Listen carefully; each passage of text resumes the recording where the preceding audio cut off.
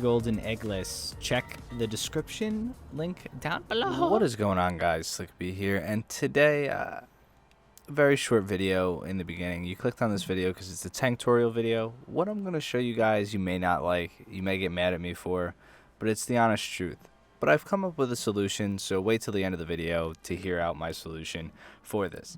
Now, I get a lot of comments that say, Slick, how do I play this tank? Slick, how do I do this? What's the best way of combating tanks? How do I do this? And obviously there's a lot of answers to those questions. Different tanks perform different ways. They all handle differently. They all have different weak points. Now, again, you're going to think I'm being an asshole, but guys, you can actually check the weak points of enemy tanks without having them. And you don't need me to tell you this. And the reason I'm doing this is because I get a lot of comments that they're either like, and a lot of comments don't do this, but the ones that are complaining about this, at least, you know, like, how do I combat a Leopard? What do I do to stop a Leopard, right? So let's take a look at the Leopard stat card, and we can figure out everything we know about this tank and how it's going to play. So it has a 105. If we're playing a top tier, we most likely know how this 105 performs. It's in 3 different nations. It's on the Leopards, it's on the M60, and it's on the Centurion. Now, the Centurion only gets Hesh and APDS, but it's the same gun. Now, it's a good gun for sniping, arguably the best gun in the game, when armed with heat. Now, the Leopard is fast. We can tell by its horsepower to ton ratio. It's got a pretty good ratio. It's got good speed. We can tell that it has good gun depression, negative gun depression. It has a fast reload rate, and has thin armor. So, it's a very lightly armored, fast, mobile tank armed with a good gun. It's going to be moving fast, it's going to be flanking, it's going to be trying to get at your flanks and spanking you. If we look at the armor, we can see the weak points of the armor. Obviously the strongest armor is at the front. It's got some spaced armor, blah blah blah. And we look at the X-ray, we can see it has a huge weak spot on the right hand side of the front of the chassis, and that is its ammo rack. So taking what we learned off of this, we know exactly what the Leopards are going to be playing like and how to combat them. They're going to be decently fast, and they're either going to snipe or they're going to try to flank. If they're trying to flank you, they're going to be at the sides most of the time. And when you have to combat one of these or fight one of these, you want to shoot for its front right plate.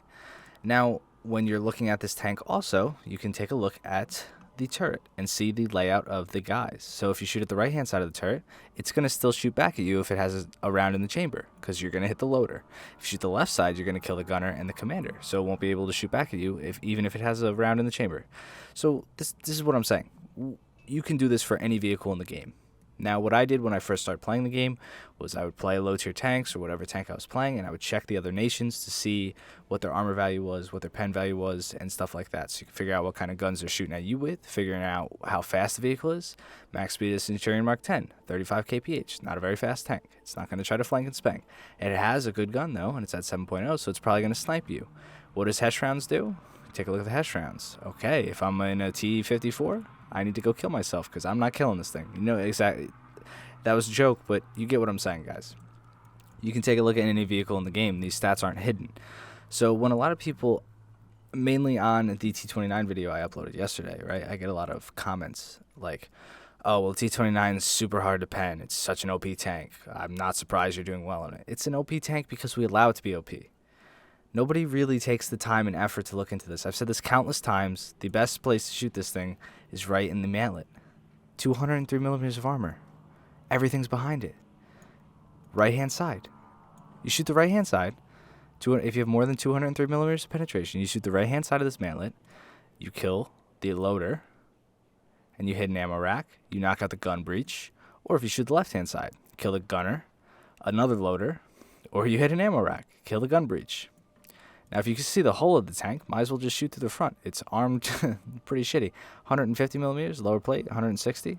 See?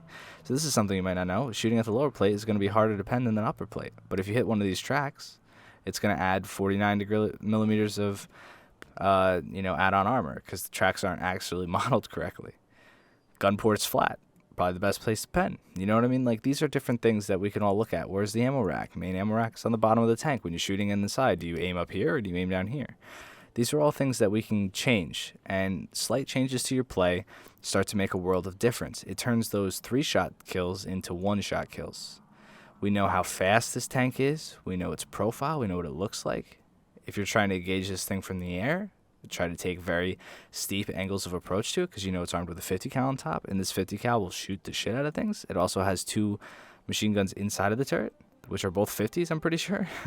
And you get what I'm saying? This thing will knock down planes.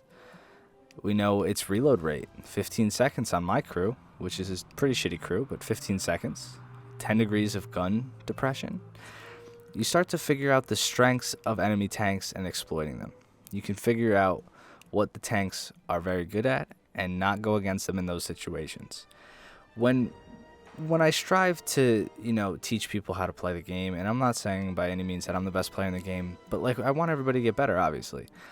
When we get better, we need to start making decisions that we got to make the right decisions in certain situations.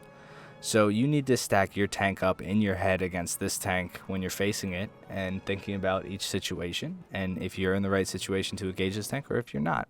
Now, I do this subconsciously most of the time. I make a lot of mistakes. You guys see I die a lot, and those are the times when I'm not really thinking about this. But if you really are focusing and want to get better at the game, these are the small little things that you want to do. You don't want to shoot at the back turret of a T-29. There's nothing in here but a counterweight. You know what I mean? Stuff like that. So that's my advice for how to deal with tanks that you don't know how to deal with. Just take a look at them in the garage, watch some videos on how they're played, and when you see one in the situation that looks like it does well, like a hold down T-29, either shoot it in the left side of the breach or wait to engage until you flank it, right? Now, Slick, you said you were going to do something to help us out. What were you going to do besides giving us these advice that we already knew and we're not going to listen to you? Well, I'm going to start doing reviews on tanks and how to play tanks, right? So this Tanktorial series, I thought it was a great series, and it is, but really talking about like how to angle armor, it's kind of counterintuitive because some tanks it wouldn't work on. A Pike nose IS-3, you have to angle the armor a lot different than a Tiger 1. And to cover every single different tank in the game all in one armor video would take 30 to 40 minutes. So what we're going to do is I'm going to start doing reviews of a tank and telling you how to play it. So let's say we get voted for the M18. I'll do a review and tell you my opinion on how much I like the vehicle, but I'll also show you guys how to play it, give you tips and tricks on how to defeat it. So just an overall thing. So it'll be a whole library of a game, and it'll follow the same structure every video where I'll show you how to kill one, how to deal with them, what their likely strategy are, and then how to play one, what you want to do to use it as effective as possible, and then my overall opinion on the vehicle with some gameplay and some structured points. So I hope you guys get that. I hope it's a good idea. I hope it didn't piss too many of you guys off. I understand that it's a game, and to really grasp it, it takes a little while. And I understand that most of you guys are new coming in. You haven't been here since there wasn't tanks, but there was a time in this game when there weren't tanks. I used to play this game when there were just planes, and I was the noob when I came into this game. There were people who had jets, and I was barely even at a biplane. I was in CBT for tanks. I've been playing tanks since they were announced. I was in the alpha, like the earliest version of a playable tank. I was in it. So I've been playing tanks for a very long time. I hope you guys enjoyed this video. If it helped you out if you understand what I'm saying, I hope you do. Just let me know in the comment section below. Thank you guys so much for subscribing, watching the videos. I'm going to have another video out later on today, so don't worry. There will be a normal video today. This is like 2 a.m. stuff. I was just laying in bed reading through the comments on my T29 video. I noticed some hate comments, and then I noticed some comments like, yo, these things are OP, and I'm like, well, I need to address this because it's not that OP of a tank. So I hope you guys get that. Thank you again for subscribing. We might hit 18,000 in like a couple of days, which is absolutely crazy. I think 6 days ago I made that video thanking for 17,000, so it's fucking nuts. You guys are absolutely crazy, killing it. I appreciate it. and I'm going to do my best on my end to make you guys happy to watch my content.